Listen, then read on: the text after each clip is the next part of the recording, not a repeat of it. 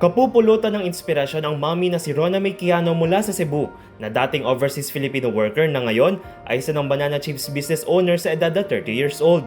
Nagsimula maging OFW si Rona taong 2021 sa Abu Dhabi kung saan aminado ito na mahirap mawalay sa kanyang anak at asawa at mas mahirapan dahil sa naranasang verbal abuse sa kanyang manager. Matapos ang 6 na buwan ay umuwi ito ng bansa at lumawak sa livelihood program ng Department of Migrant Workers of DMW kung saan binigyan ito ng cash grant para pampuhunan. Kasama ang kanyang ipon ay inilunsad dito ang Genricas Homemade Banana Chips noong 2023.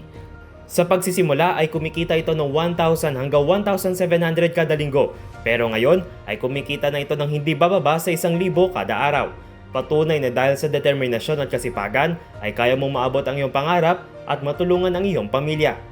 Sa ngayon ay tinitinda na sa 323 na convenience store sa Cebu ang produkto ni Rona na banana chips at lumalahok din sa trade fairs upang mas maipromote ito.